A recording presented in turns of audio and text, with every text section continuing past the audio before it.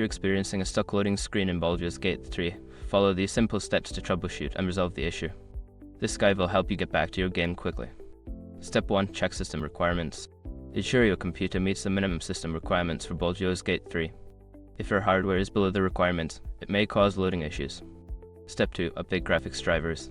Make sure your graphics drivers are up to date. Visit the manufacturer's website, NVIDIA, AMD, or Intel to download and install the latest drivers. Step 3. Verify game files.